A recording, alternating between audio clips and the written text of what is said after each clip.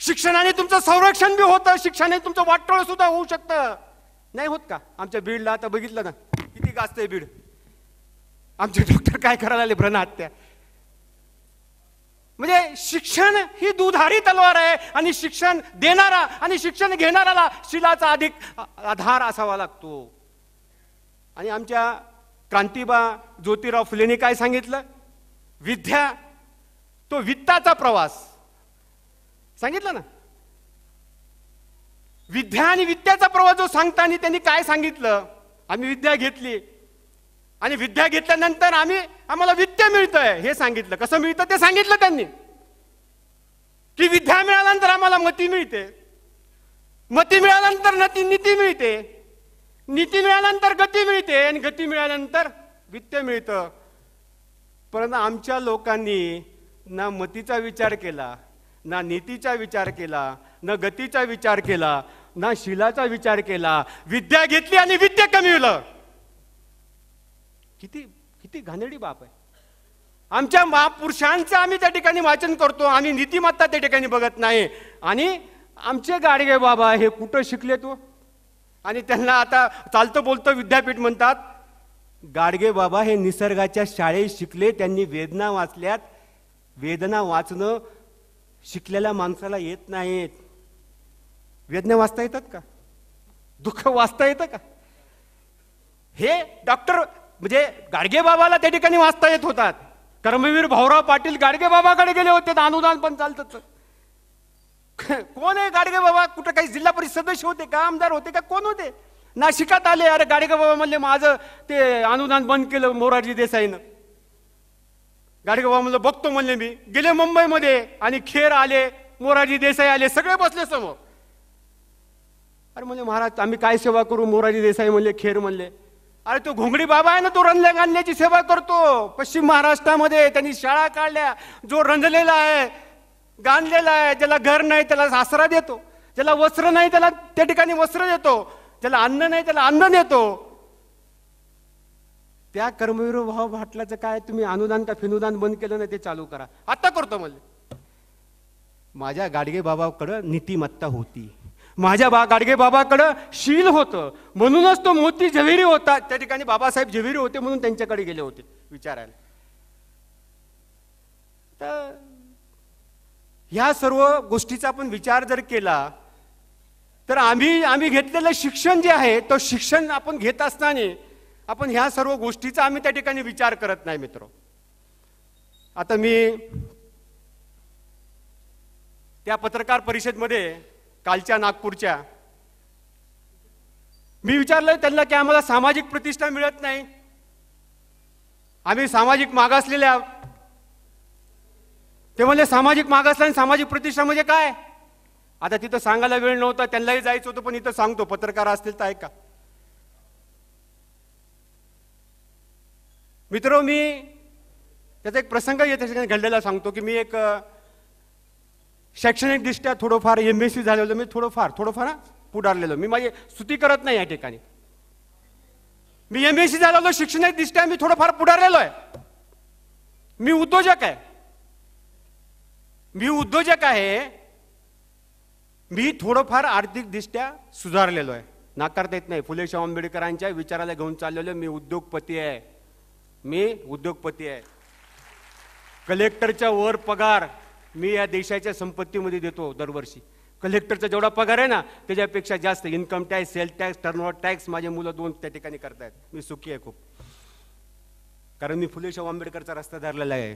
मी वेळ घालीत नाही वैदिक परंपरेमध्ये. माझी मिसेस इथं बसलेली आहे. वड सावित्रीच्या पौर्णिमेला जात नाही, 10-15 वर्षापासून जात नाही. म्हणलं सावित्रीबाई फुलेचा फोटोचा पूजा करीत चाल, म्हणलं जात नाही. अरे घर सुधारलं तर तुम्हाला सांगायचा अधिकार आहे, नाही तर काय सांगायचं? म्हणजे मुलं वगैरे सर्व ऐकतात माझे. तर मला हे दोन्ही गोष्टी असताना मला नवीन कारखाना टाकला, खूप व्यत्यय आणला या लोकांनी. कुठं म्हणजे प्राध्यापक झालो त्यावेळेस नोकरी मिळाली प्राध्यापकाची, ती पण टेम्पररी मिळाली, तात्पुरती मिळाली. आणि माझी लग्नाची रजा कॅज्युअल लिव्ह म्हणतो ना त्या हक्काची रजा असते ना 15 दिवसाची वर्षातून, ती नाकारली माझी. आणि आम्ही फुले शाहू आंबेडकर वाचतो, स्वाभिमानी आहे ना, थोडं स्वाभिमानी रक्त आहे. म्हणून माझी हक्काची राजा जर त्या ठिकाणी वाकणार. मी टेम्पररी मला MSc झालो. माझे मित्र दुसऱ्या जातीचे, त्यांना परमनंट केलं, परमनंटच नाही केलं, त्यांच्या मुली पण दिल्या, त्याला लग्न लावून हुंडा पण दिला, त्याला उपप्राचार्य केलं, त्याला त्यांनी कॉप्या करून पास झालेला माझा मित्र उपप्राचार्य. चला आम्ही अभ्यास करून पास झालो, आम्हाला टेम्पररी. आणि कॅज्युअल लिहून सुद्धा आमची 4 वर्ष प्राध्यापकी केली मी. आणि हे बघितलं की इथून तिकडं परभणीहून बीड, बीडहून गेवराई, गेवराई नांदेड. अरे आणि किती पगार? टेम्पररीला पगार काय 700-800 रुपये महिना. आणि कॅज्युअल लिहू त्यावेळेस ते केली. लग्न झालं, 2 महिन्यानंतर विचार खूप केला, तिला विश्वासात घेतलं आणि तिला सांगितलं की मला, कारण तिला दिलंय तिच्या भावाने वडिलांनी, मी MSc प्राध्यापक म्हणून दिलं ना. कारण आमच्यामध्ये नोकरीला खूप मोठा आहे. इंग्रज गेल्यानंतर उद्योजकांचा बघण्याचा दृष्टिकोन वेगळा असतो. व्यापाऱ्याने उद्योजकाच्या मुली देत नाहीत आम्ही, नोकरीवाल्याला मुली देतात बघा, कारण पेन्शन मिळते ना.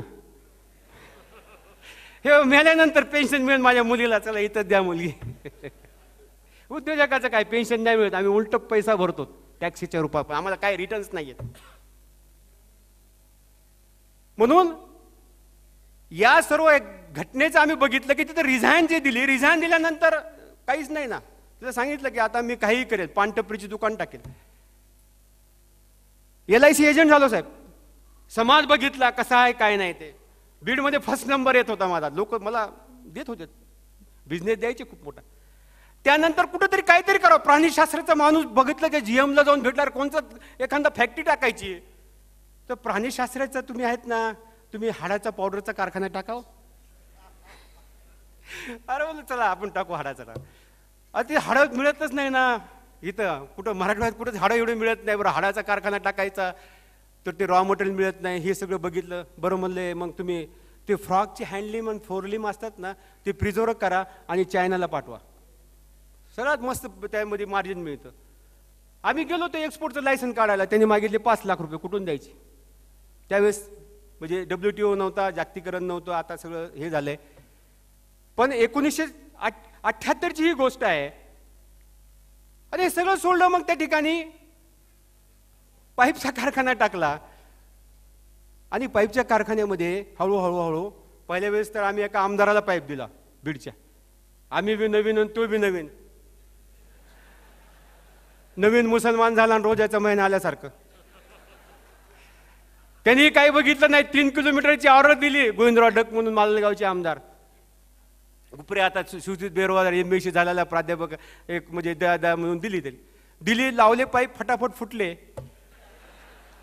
त्यांनी विचार केला नाही, आम्ही विचार केला नाही. सगळे पाईप माझ्या घरी आणून टाकले आणि पैसे मागायला सुरुवात केली. तो आमदार कुठेही बसला की आमची म्हणजे अपयशातून अपयश येत गेले, स्ट्रगल त्या ठिकाणी करत गेलो. आणि माझ्यातला उच्चवर्णीय हिंदू, माझ्याबरोबर माझा क्लासमेट, त्यांनी प्लॅस्टिक खुर्चीचा नाशिकला कारखाना टाकला. नीलकमल म्हणून खुर्ची जी आहे, तो माझा क्लासमेट आहे. ती खुर्ची आता एक्सपोर्ट होती आणि मी पाईपचा कारखाना टाकला. फरक एवढा होता की तो उच्चवर्णीय होता, मी रंगारी हिंदू होतो. म्हणून मला कच्च्या मालाला अगोदर पेमेंट द्यावा लागत होतं. त्याला कच्च्या मालाला त्याला विचारायचो मी, त्याला आपोआप मिळतं. क्रिएट 15 दिवसाचं मिळायचं. मी पाईप तयार केल्यानंतर त्या 15 दिवसाचं 1 महिन्याचं क्रिएट विकायला आम्हाला त्या द्यावा लागत होतं दुकानदाराला. तो कधी बुडवी देऊ होता आमचे पैसे, परंतु त्याला ॲडव्हान्स पैसे मिळत होते. आता तो इथं एक्सपोर्ट करतो सगळ्या खुर्च्या. इंडियामध्ये नीलकमल खुर्ची दिसत नाही. हा फरक, ह्याचे सुद्धा आम्ही अनुभव घेतले की आमचं प्रॉडक्ट सुद्धा अस्पृश्य त्या ठिकाणी झालं होतं. हे कुणाचा पाईप आहे? टाटाचा आहे का, राठीचा आहे का, बिर्लाचा आहे? हा उपरेचा पाईप म्हणलं की किती गुणवत्तेत असला तरी तो घेत नव्हते. मग असं करता करता प्रवासामध्ये अपयशातून यश कसं आहे, यशाची खरी पायरी अपयशच असते. हे करून सुधारणा केल्या. आणि साहेब 1998ला बेस्ट क्वालिटी प्रॉडक्ट मला पुरस्कार मिळाला. अरे त्यावेळेस म्हणून मी एवढा मोठा झालो का? पत्र आलं, सगळे प्रेसवाले आलेत माझ्याकडे. म्हणले अरे ते तुम्हाला तर ते दिल्लीला बोलवलं म्हणले. आणि आम्हाला पत्र आलं, सगळ्या कुटुंबाला विमानाचं तिकीट आणि 50,000 रुपयाचं बक्षीस दिल्लीला राष्ट्रपतीकडून मिळणार. Best quality award. उपरे मोठा झाला. आणि त्या मोठ्याच्या रोवामध्ये आम्ही गेलो दिल्लीला. विमानामध्ये पहिल्यांदा बसलो आणि गेलो दिल्लीला. विज्ञान भवनमध्ये असणारा सत्कार झाला राष्ट्रपतीकडून. आम्ही दोघांना उभं केलं. आमचे बाईट झालेत. सगळे चॅनलवाले त्यावेळेस जेवढे होते ना 98-99 मध्ये, रात्री सगळे माझ्याकडे चॅनलवाले सगळे दुसऱ्या दिवशी सगळ्या पेपरला, टाइम्स ऑफ इंडिया पासून तर तिथलच्या सर्व पेपरमध्ये आलं. आता मी म्हणलो मी मोठा झालो, आता बीडला आल्यानंतर आता माझा सत्कार होईल. म्हणजे खंत म्हणून नाही, वाईट म्हणून नाही. मी ज्यावेळेस बीडला आलो त्यावेळेस मला विभागाने सत्कार केला नाही, म्हणजे मराठवाडा विभागाने, डिस्ट्रिक्टने केला नाही, कलेक्टरने केला नाही, नगराध्यक्षने केला नाही. मी ज्या समूहामध्ये जन्मलो त्या ओबीसीने केला नाही, ज्या जातीमध्ये जन्मलो त्या भावसाराने केला नाही. खंत नाही आहे काही, पण ह्याचं आत्मपरीक्षण केलं मी. Why deny to us. कशामुळे डिनाय करतात हे लोक आम्हाला? कशामुळे डिनाय? ह्याचं आत्मचिंतन घ्या. खेद म्हणून नाही, दुःख म्हणून नाही, अवमान म्हणून नाही. मी आत्मचिंतन केलं आणि मला शोध लागतो ना. जे ग्रंथ मी वाचतो त्याच्यात उपाय सांगितलेले आहेत ना त्या ग्रंथांनी मला. फुले शाहू आंबेडकरांचे, बुद्धांचे ग्रंथ वाचल्यानंतर उपाय आहे. सगळ्याला उपाय, दुःखाला उपाय सांगितलं ना. या जगामध्ये दुःखाला उपाय बुद्धांनी सांगितलेत ना. हे तर क्षुल्लक बाब आहे. मग ज्यावेळेस मला समजलं, अरे माझा शोध घेतला, अरे तू उपरे कुठे आहे, माझं ऑडिट केलं मी. माझं ऑडिट केलं. अरे मी तर शैक्षणिकदृष्ट्या थोडंफार शिकलेलो आहे, आर्थिकदृष्ट्या थोडंफार पुढारलेलो आहे, पण उपरे तू सामाजिकदृष्ट्या मागासलेला आहे म्हणून तुझा सत्कार होत नाही. अरे म्हणलो माझा सत्कार नाही होत, त्याच्यामुळे नाही होत का? एक प्रदीप पाटील आहेत लातूरचे, ते आले, तिथलच्या उद्योजक संघटनेच्या जाहीर पाटलाकडे गेले. त्या जाहीर पाटला म्हणले की कलेक्टरला अध्यक्ष करायचं आणि तिथलच्या माजी खासदाराला सत्काराला त्या ठिकाणी करायचं, उपरेचा सत्कार करायचा. तर तो जाहीर पाटील म्हणले की उपरे महारा मांगाच्या पक्षात काम करतो, हे वास्तव आहे. दुःख वाटतं याचं. आणि ज्यावेळेस मी शाहू वाचतो, माझ्या भीमरायाचा सत्कार बॅलिस्टर झाल्यानंतर शाहूराया हत्तीहून मिरवणूक कोल्हापूरमध्ये काढतात.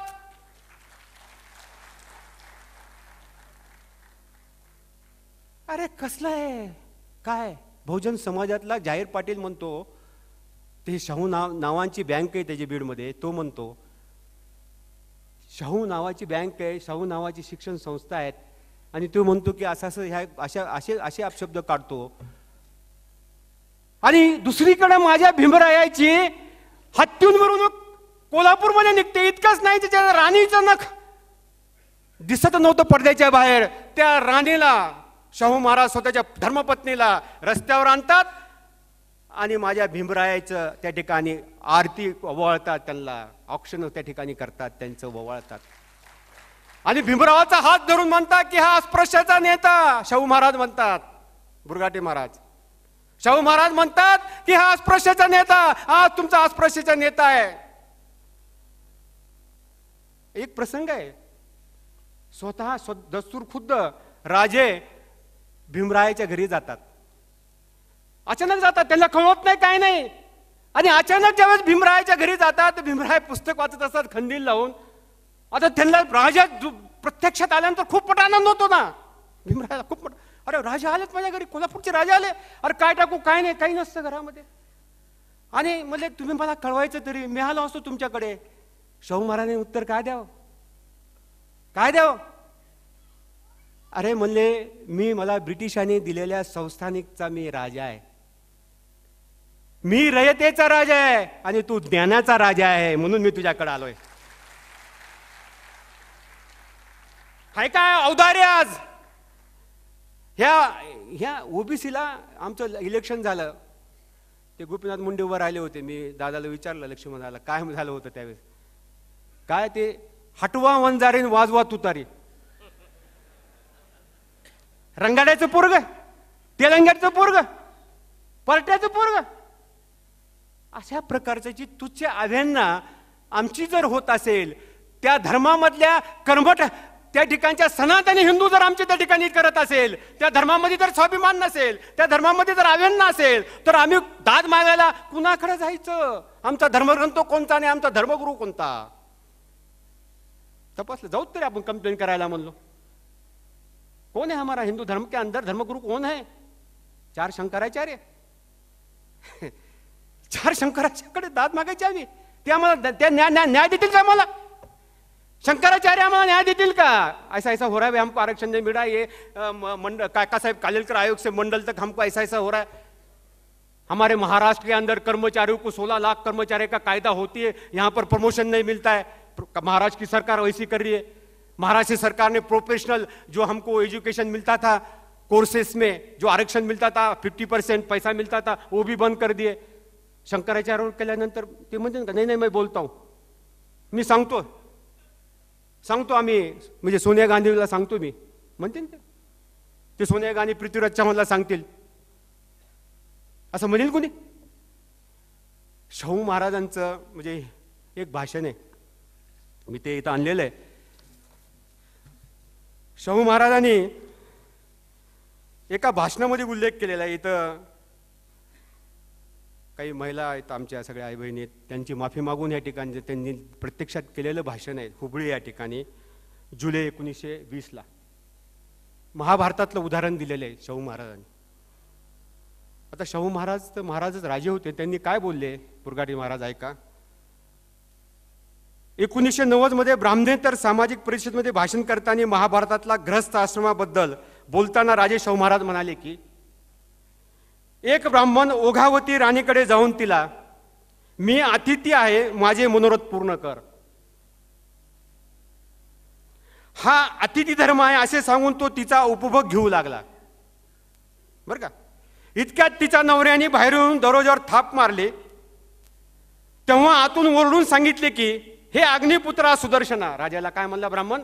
हे अग्निपुत्रा सुदर्शना, मी ब्राह्मण तुझ्या इथे अतिथी म्हणून आलेलो आहे. ही तुझी पत्नी अतिथी योग्य अशा सत्काराने मला रतिसुख देऊन संतुष्ट करीत आहे. त्यावर तो बाहेर हसून म्हणाला, राजा सुदर्शन हसून काय म्हणाला, माझी बायकोच काय, माझी या राज्यातली सर्व संपत्ती, हे राज्य, प्रत्यक्ष माझे प्राण सुद्धा मी तुला देईल. ही माझी प्रतिज्ञा आहे. गृहस्थ आश्रमीचा हा धर्म आहे. पहा महाभारत वाचून, महाभारतातला अनुशासन पर्ण अध्याय 2.